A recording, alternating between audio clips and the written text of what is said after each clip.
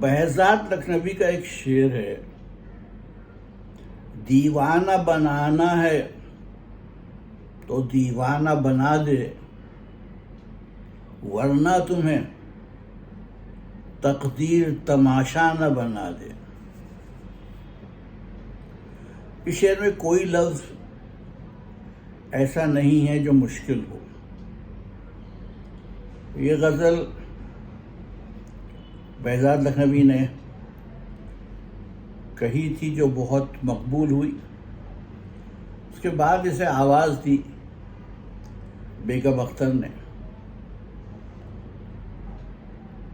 اس شعر کو اگر غور سے دیکھا جائے تو مجھے تو اس میں ایک صوفیانہ رنگ، ایک ہدایت نظر آتی ہے۔ ماحول مجازی ہے، مطلب ہماری دنیا کا ماحول ہے، کیونکہ اس دنیا میں بہت سارے لوگ، شاید میجورٹی میں جو لوگ ہیں، وہ دوسروں کو پریشان کر کے خوب لطف اٹھاتے ہیں۔ کچھ لوگوں کو دوسروں کو اذیت دے کر ایک خاص قسم کا مزہ آتا ہے۔ وہ کسی کو مار کر بڑے خوش ہوتے ہیں۔ ہمیں جب اس دنیا میں اتارا گیا تھا تو خالق کی امید یہ تھی کہ ہم ایک دوسرے کے کام آئیں گے۔ بقول خواجہ میر درد دل کے واسطے پیدا کیا انسان کو، ورنہ طاعت کے لیے کچھ کم نہ تھے کر رو بیاں۔ لیکن ہم درد دل سمجھتے کہاں ہیں کسی کا۔ دوسروں کو لوٹ کر، دوسروں کو تباہ کر کے، دوسروں کی جانیں چھین کر ہم اپنے گھر بھرتے ہیں۔ ہمیں یہ لگتا ہے جیسے ہم ہمیشہ یہیں رہیں گے۔ ہم یہ بھول جاتے ہیں کہ ہمارے خالق نے جب ہمیں اس دنیا میں اتارا تو ہمیں یہ جسم اور جسم کے ساتھ یہ روح ایک مقررہ میعاد کی لیز پر دی ہوئی ہے۔ وہ میعاد جس روز ختم ہوگی،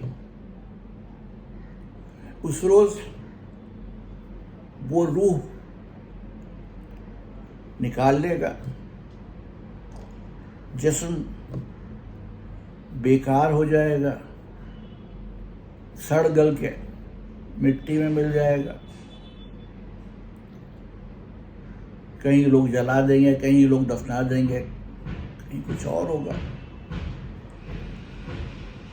لیکن جب آپ جائیں گے تو آپ خالی ہاتھ ہی جائیں گے۔ یہ شعر اگر میں آج کے حالات کو پڑھوں تو میں اس کو پتہ نہیں کسی حد تک منی پور سے جوڑ تو سکتا ہوں، لیکن میرا کوئی ارادہ نہیں ہے کوئی سیاسی بیان دینے کا، اس کو سیاسی رنگ دینے کا۔ دوسرا مصرع کہتا ہے کہ بھائی تم اگر دیوانہ بناتے ہو تو دیوانہ بنا دو، مگر یہ مت بھولو کہ اس نے اس مقررہ میعاد میں آپ کے لیے بھی تقدیر رقم کر دی ہے، اور تقدیر جب پلٹا لے گی، جب وقت بدلے گا، تو یہ طے ہے کہ آپ تماشا بنیں گے، کیونکہ آپ نے اوروں کو دیوانہ بنایا ہے۔